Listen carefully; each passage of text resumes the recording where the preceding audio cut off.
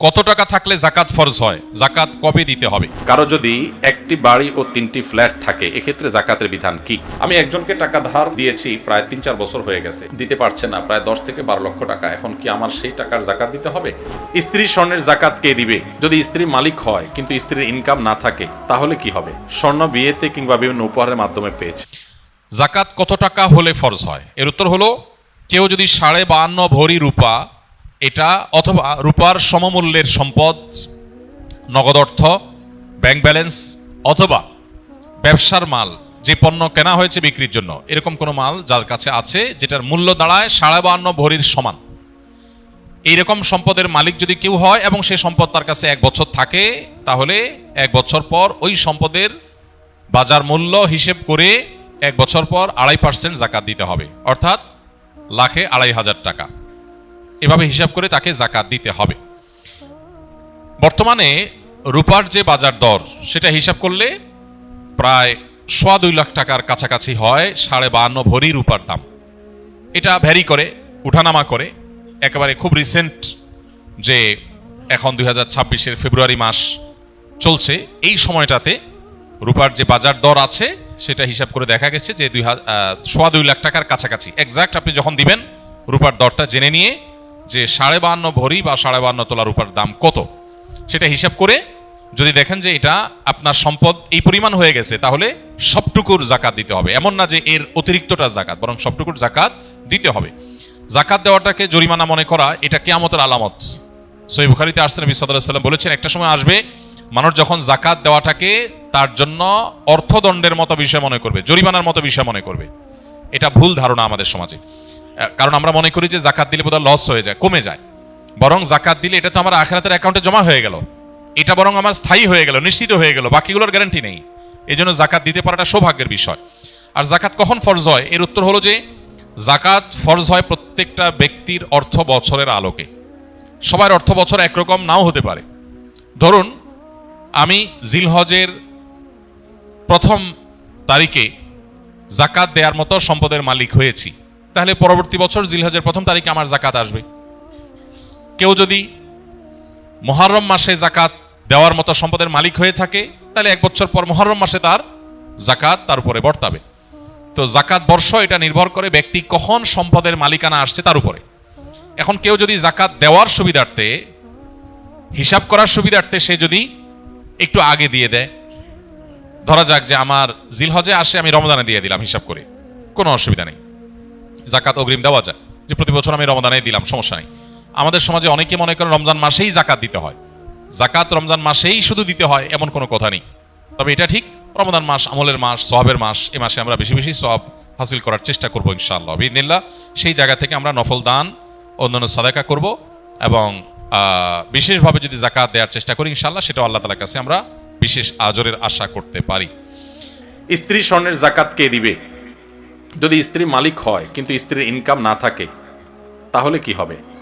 স্বর্ণ বিয়েতে কিংবা বিভিন্ন উপহারের মাধ্যমে পেয়েছে। স্ত্রীর স্বর্ণ গহনার মালিক কে? আগে সেটার উত্তর দেন। বইয়ের স্বর্ণের মালিক কে? কে বলতেছে? স্বামী? চাচা? আপনি আপনি চাচির সারা জীবন স্বর্ণ দিয়ে কাম করছেন? লা হাওলা ওয়ালা কুওয়াতা ইল্লা বিল্লাহ। এটা একটা কাজ করলেন চাচা, চাচির সব স্বর্ণ দিয়ে বলছেন মালিক আমি, মানে আপনি মালিক। চাচি যদি এটা শুনে, ভাত তো আর জুটবে না কপালে বাবা। আচ্ছা আপনারা বলেন, বউয়ের স্বর্ণের মালিক কে? বউ নিজে। বুঝে উত্তর দিছেন?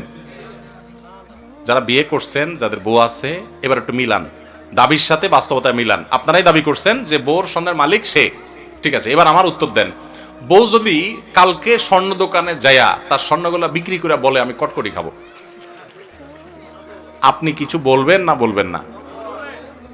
বাস্তবতা বলেন, আমাদের সমাজের বাস্তবতা। স্বামী যদি, বউ যদি যায় তার সব স্বর্ণ বিক্রি করে টাকা পয়সা আয় না, কিছু তার বাপেরে, কিছু তার মায়েরে, মানুষকে দিয়ে দিল, তার মনে হচ্ছে একটু চাইনিজ কিনে এনে খাইলো, একটু শাড়ি চুড়ি কিনলো, টাকা উড়াইলো, আপনি কি কিছু বলবেন নাকি বলবেন না?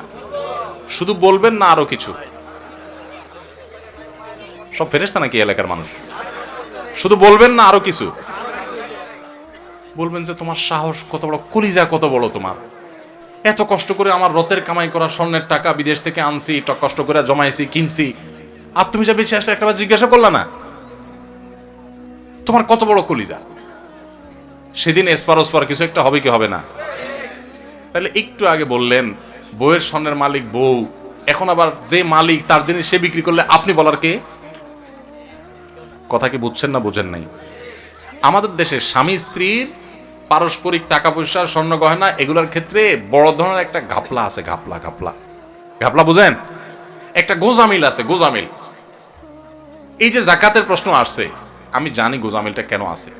বউয়ের স্বর্ণ এটার মালিক কে জিজ্ঞেস করলে আপনারা নারায় তাকবীর বলেন যে হ্যাঁ বউ মালিক, আবার বেচতে গেলে আপনি বাধা দেন। আবার বিদেশ যাওয়ার সময় বলেন যে স্বর্ণগুলো দাও, বেচে দিই, কত স্বর্ণ হয়ে যাবে। তো সে মালিক হলে আপনি নেওয়ার কে? আপনি তো তার কাছে দরখাস্ত লিখবেন বরাবর, ম্যানেজার অত্র বাসা, বিষয় ঋণ মঞ্জুরির আবেদন, জনাব যথাবিহিত সম্মান প্রদর্শন পূর্বক নিবেদন, এই যে আমি অধম গরিবের ছেলে, বিদেশ যাওয়ার নিয়ত করিয়াছি, আমার ভিসা টিকিট ইত্যাদির টাকা ব্যবস্থা করার ক্ষমতা নাই। মহান আল্লাহ আপনাকে যে স্বর্ণ গহনার মালিক বানিয়েছেন, অনুগ্রহ করে সেখান থেকে কিছু স্বর্ণ বিক্রি করে আমাকে ধার দেওয়ার বিনীত অনুরোধ জানাচ্ছি। আমি যথাসময়ে আপনার ঋণ পরিশোধ করিব। আমার ঋণ সুদমুক্ত ঋণ মঞ্জুর করিয়া আপনি বাধিত করবেন, বিনীত আপনার অধম স্বামী। আপনি তো এরকম দরখাস্ত লিখবেন না, লেখা তার স্বর্ণ নিয়ে বিচে চলে আসতেছেন। তাহলে বোঝা গেল মুখে বলতেছেন সে মালিক, বাস্তবে কিন্তু আপনার আচরণ দ্বারা প্রমাণ করতেছেন সে মালিক না, তাকে আপনি জাস্ট দিছেন, মনে চালে নিয়ে যাচ্ছেন। স্বামী স্ত্রীর অ্যাকাউন্ট একেবারে পরিষ্কার হতে হবে। অনেক মহিলা আছে ওই স্বামীর পকেটের টাকার ক্ষেত্রে একই কাম করে, মনে করে আরে আমরাই তো। এত সোজা না। স্বামীর পকেট থেকে টাকা নেবেন, স্বামীর পারমিশন লাগবে, এটা তার, আপনার স্বর্ণ আপনার, তার টাকা তার।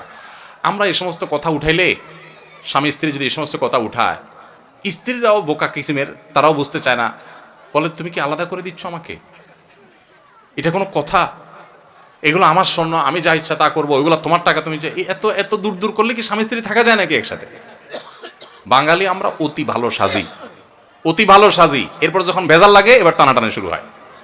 ইসলাম বলে এই সমস্ত অতি ভালো সাজার সুযোগ প্রত্যেকের অ্যাকাউন্ট তার তারটা, যার যারটা তার তার কাছে। বুঝেন নাই কথা?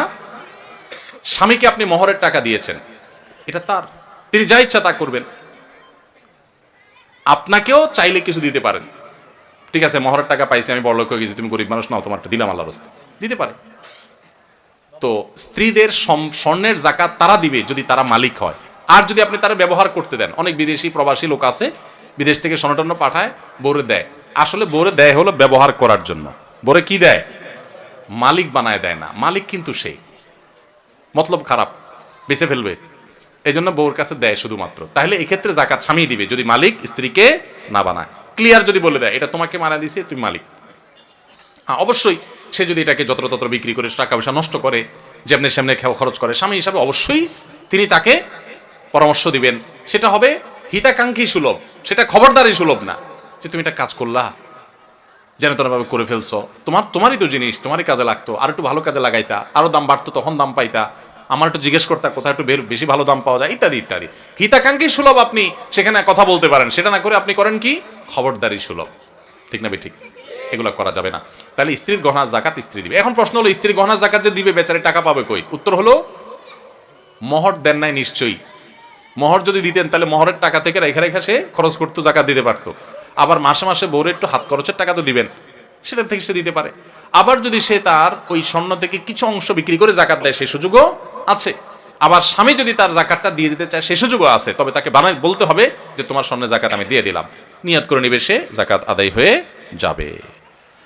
আমি একজনকে টাকা ধার দিয়েছি, প্রায় 3-4 বছর হয়ে গেছে, দিতে পারছে না, প্রায় 10 থেকে 12 লক্ষ টাকা। এখন কি আমার সেই টাকার জাকাত দিতে হবে? টাকাটা কর্জে হাসানা হিসেবে দেয়া মানে সুদমুক্ত।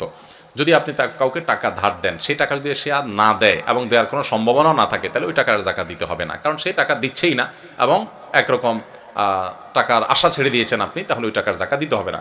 যদি কোনো কালে আপনি পান, তাহলে সেক্ষেত্রে আপনাকে কি করতে হবে? জাকাত দিতে হবে, আর না পারে নাই। কারো যদি একটি বাড়ি ও 3টি ফ্ল্যাট থাকে, এক্ষেত্রে জাকাতের বিধান কি? বাড়ি কিংবা ফ্ল্যাট এটার ভাড়া দিয়া তার সংসার চলে, এরকম যদি হয়, তাহলে সেক্ষেত্রে তার ওই বাড়ি বা ফ্ল্যাটের মূল্যের উপরে জাকাত আসবে না। কিন্তু ফ্ল্যাট বা বাড়ির যে ভাড়াগুলো উঠে এগুলা থেকে তার সংসার খরচ হওয়ার পরে যদি জমে, এই জমানো টাকার উপরে কি আসবে? জাকাত আসবে। তাহলে মূল বাড়ি বা ফ্ল্যাটের যে দাম ওইটার উপরে জাকাত আসবে। একজনের রাস্তায় গাড়ি আছে একটা, এই গাড়ি আপনার ভাড়ায় খাটে, তো এই গাড়ির যে মূল্য ওইটার উপর জাকাত আসবে না, কিন্তু এটার যে ভাড়াটা উঠে ওইটা যদি জমে তাহলে জাকাত আসবে, আর খরচ হয়ে গেলে তো জাকাত নাই।